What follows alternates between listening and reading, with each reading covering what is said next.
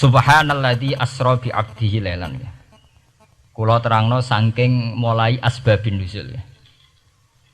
Rata-rata ulama itu berpendapat bahwa asal mula Isra itu sebagai hiburan. Hiburan dari Tuhan, Allah nyukani pelipur larang niku saat Nabi ngalami dua kesusahan. Itu periode Mekah itu periode tersulit Nabi karena beliau itu sudah minoritas. Kaum minoritas kecil, miskin, terus pendukungnya tidak ada. Satu-satunya yang menggaransi, yang menjamin Nabi tidak dibunuh itu karena beliau dilindungi oleh sinten pamanipun, sinten Abu Thalib.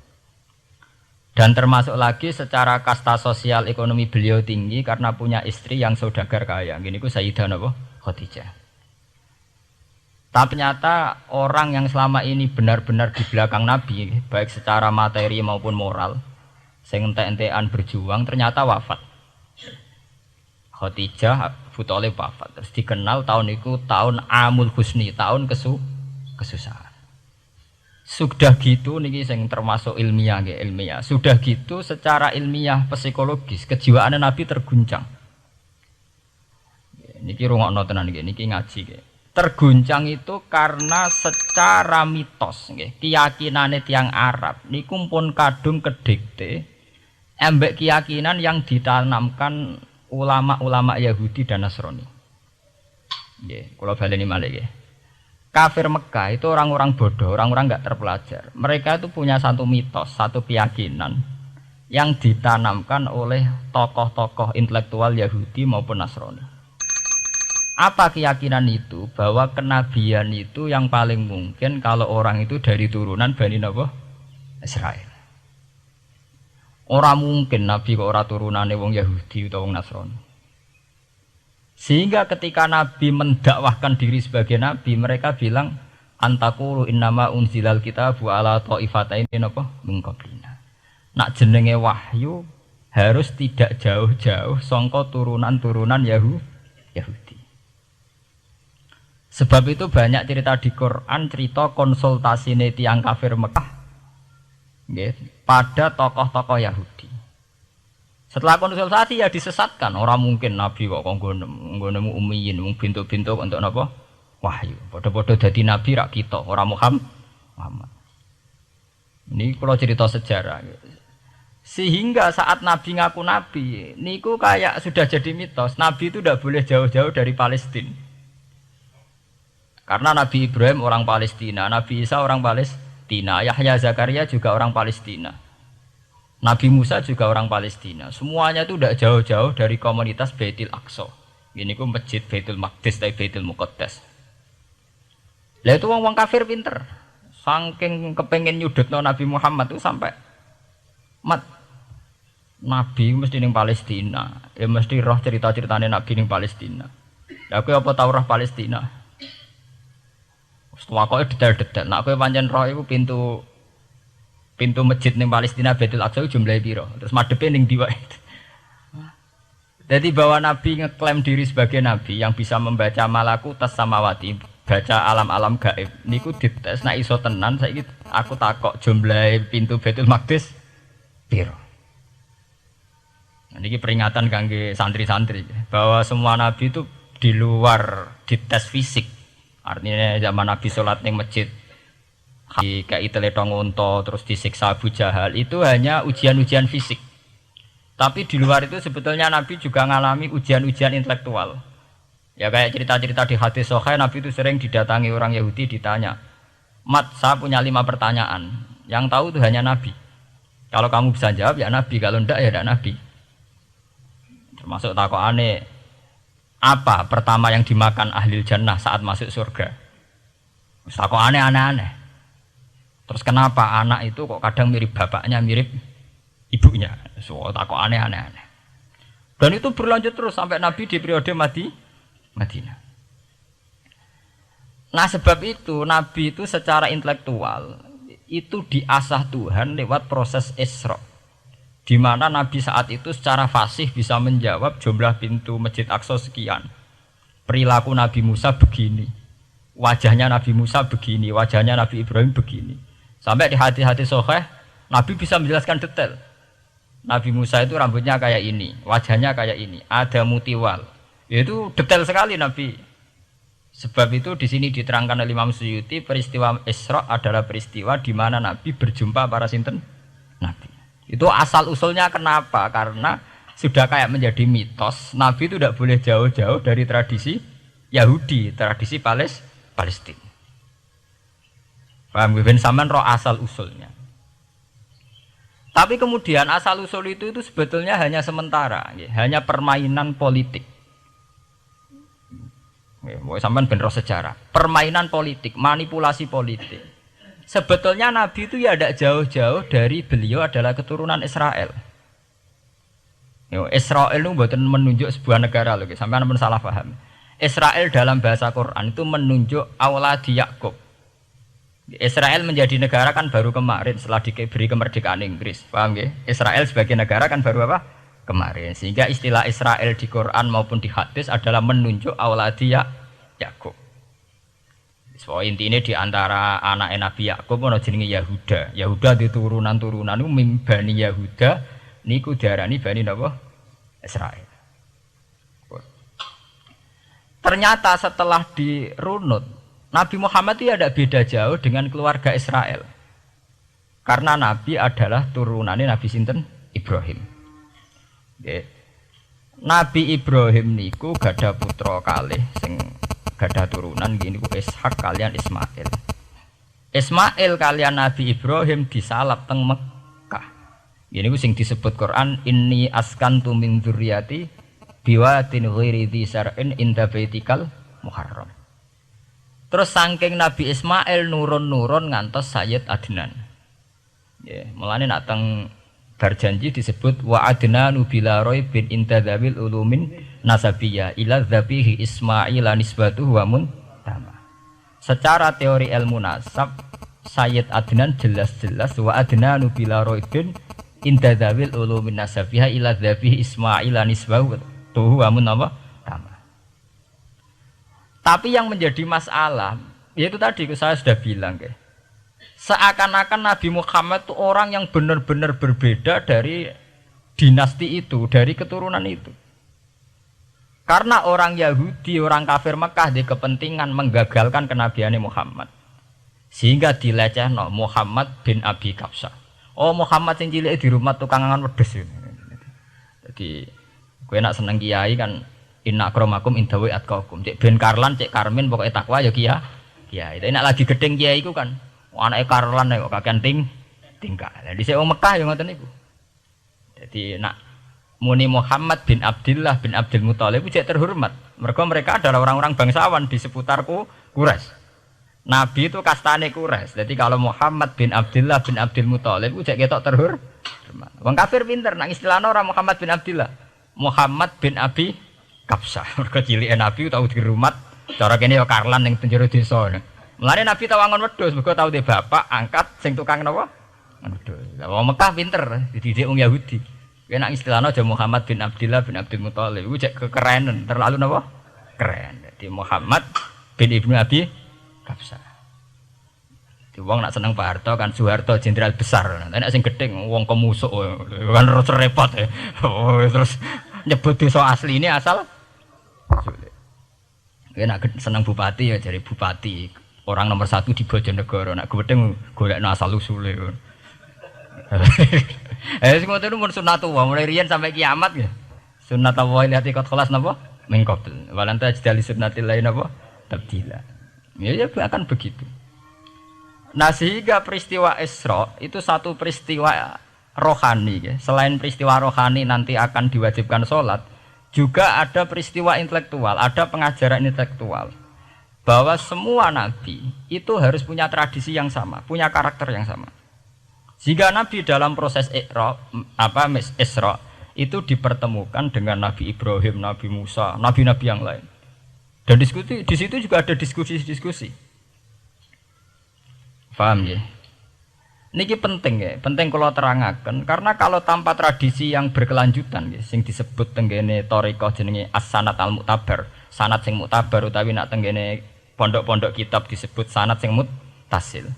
Ini nanti semua tradisi kenabian akan melenceng. Kalau melenceng itu ngeri.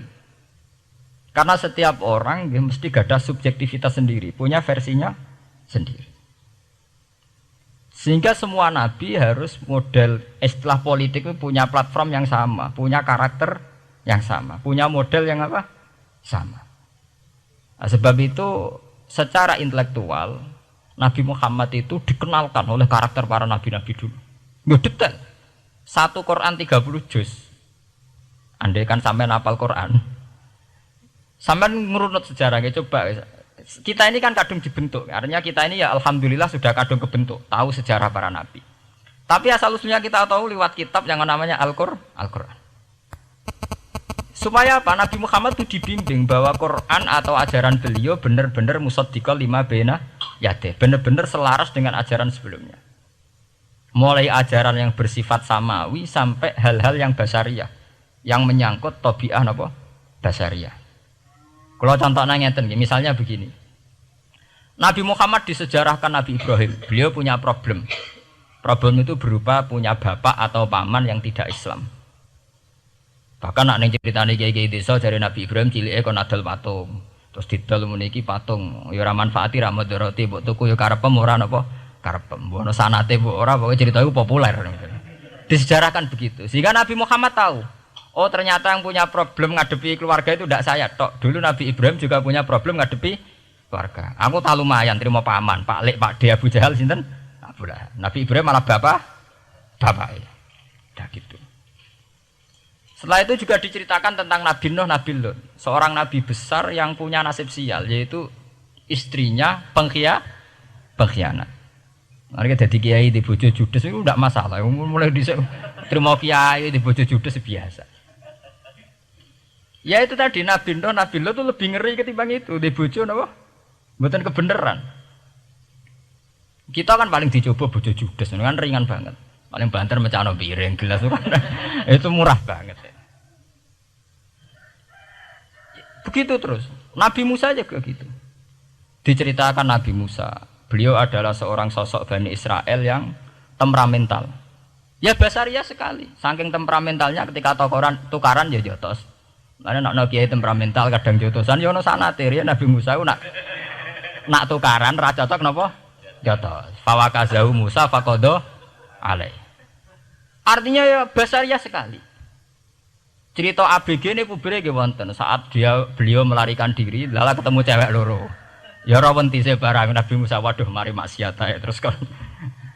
Wadek aja mlaku ning ngarepku. Nah kena angin aku roh sikile mari nafsu. Aku nabi kok nafsu barang kan ra pantes. Nah ngono ke mlaku guriku. Ya basaria sekali itu sampai detail.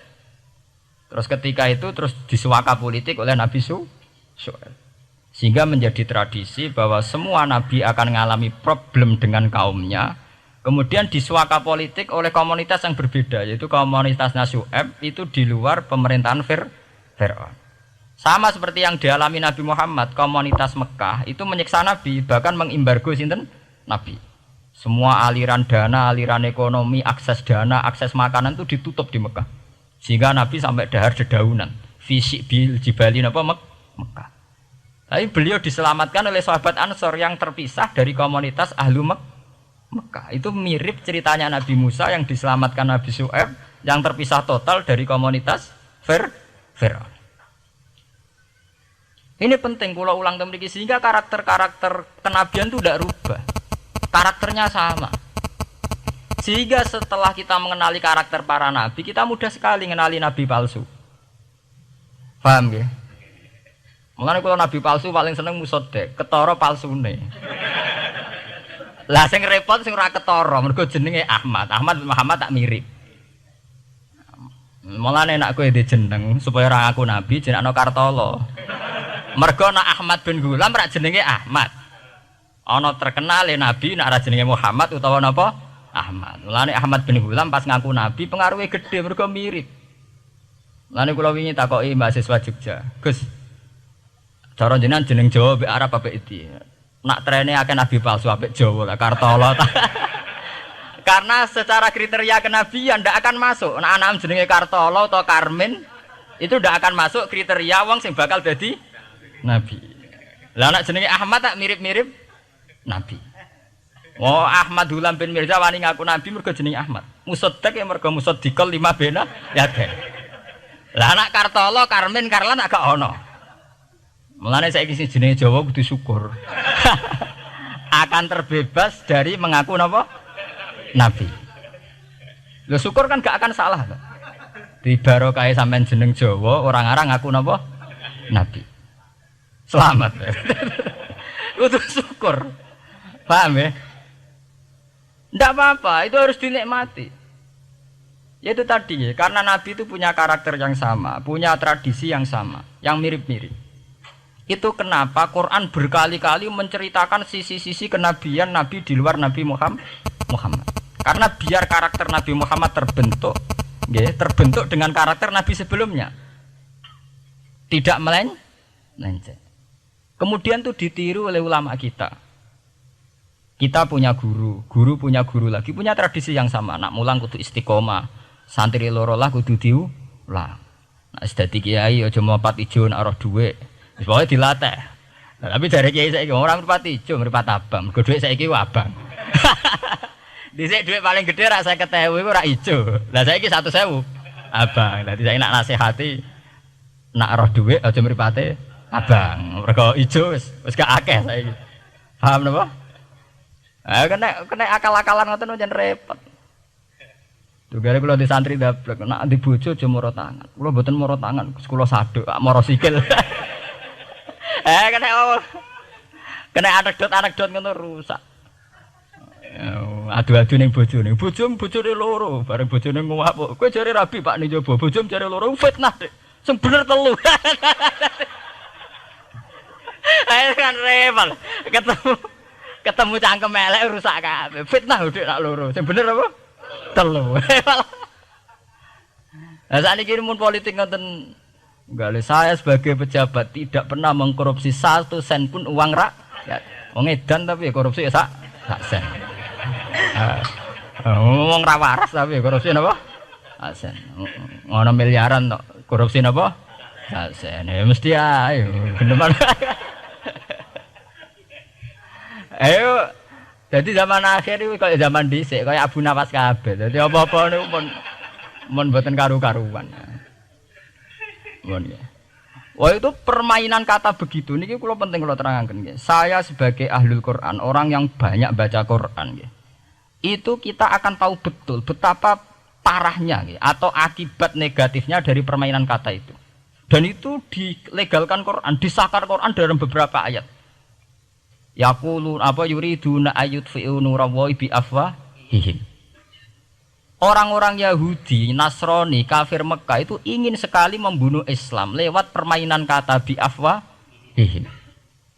Yaitu tadi misalnya kalau Muhammad bin Abdullah bin Abdul Muthalib itu kelihatan keren karena masih Bani Quraisy.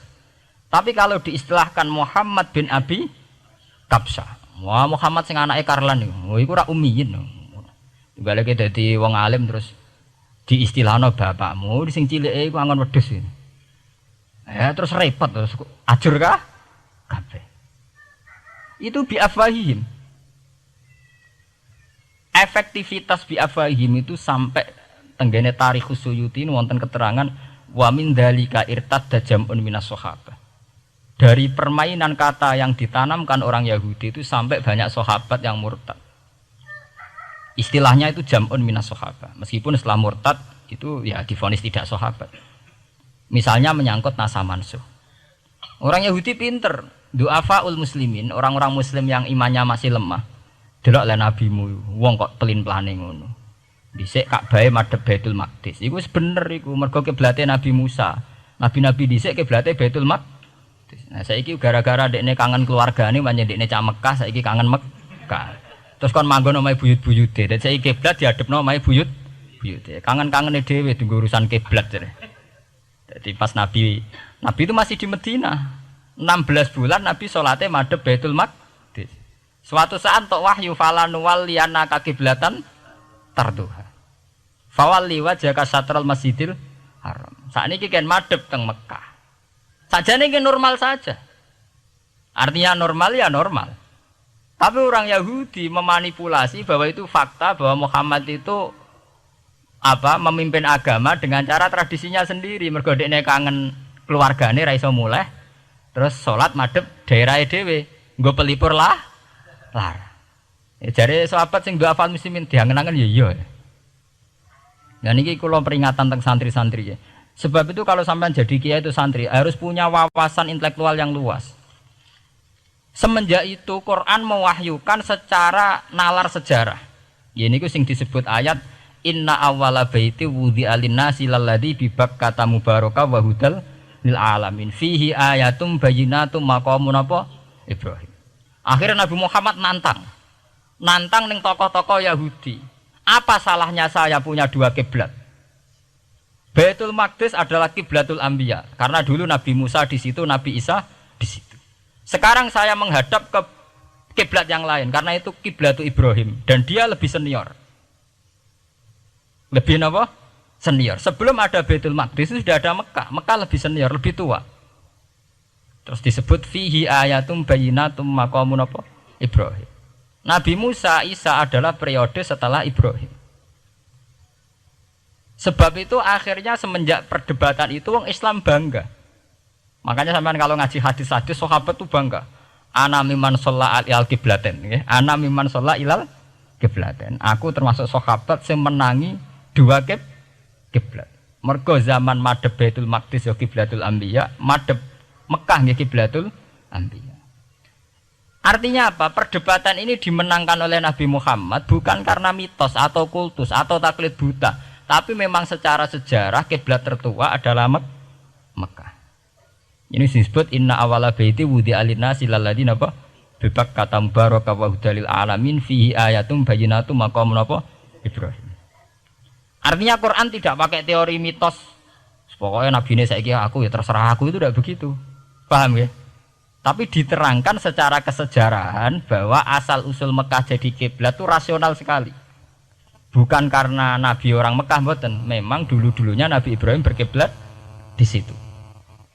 Jika Quran jawab inna awwala baiti wudi'a lin-nasi lalladzi bi Bakkata mubaraka wa hudal lil alamin.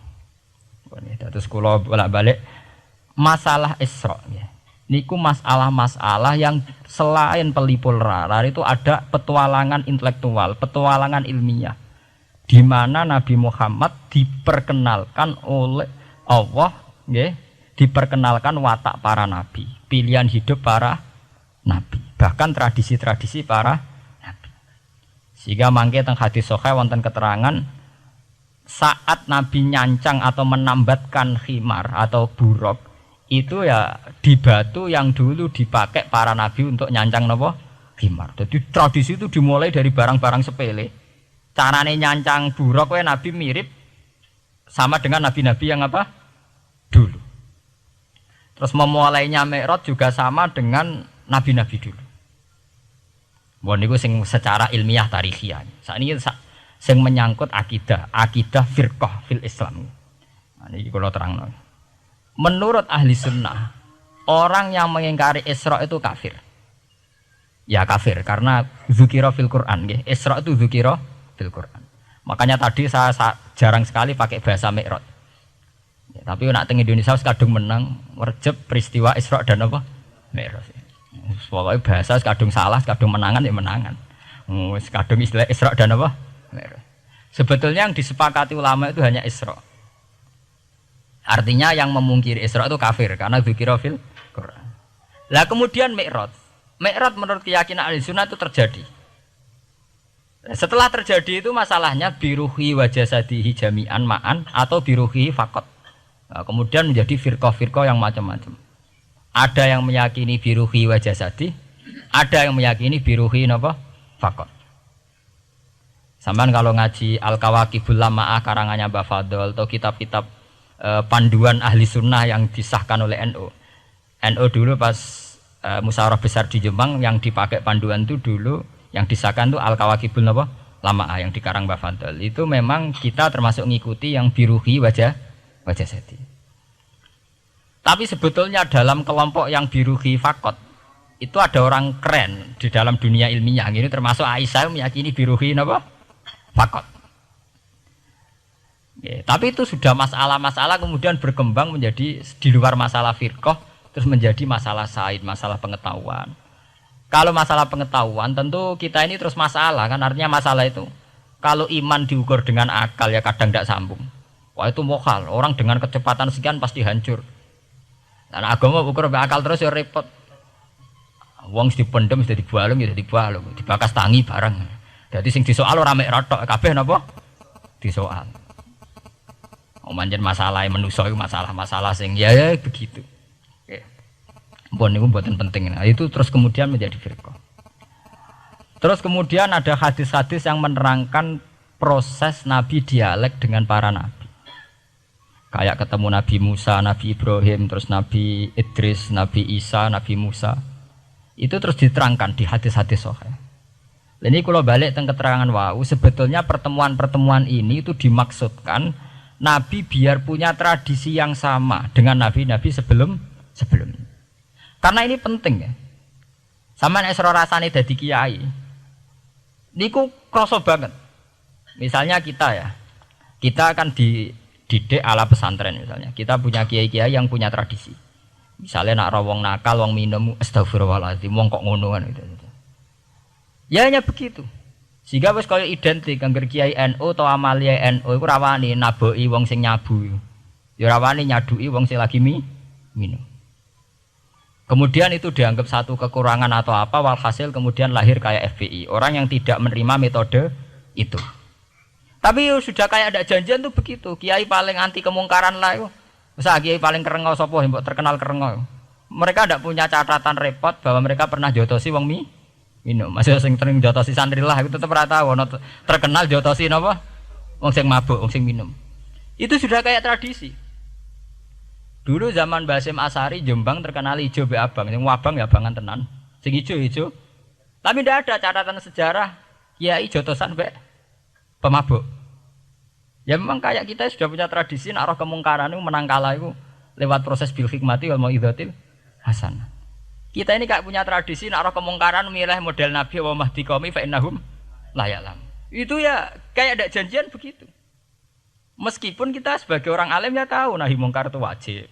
Nahi mungkar itu begini-begini, tapi ya praktek kita tidak pernah begitu. Kalau di Timur Tengah kebalikan. Mana ada terima karuan wong nakal. Padha saleh beda aliran halal dibunuh. Sehingga wong Sunni yo ngalalo darah wong Syiah nggih ngalalo darah napa? Wong Sunni. Ya sudah kayak tradisi. Sampai nak maca kitab fikih-fikih khas Arab. Mau biasa muni wong ngene iku muhaddarun damu. Padahal ya wong soleh, wong Islam di mazhab apa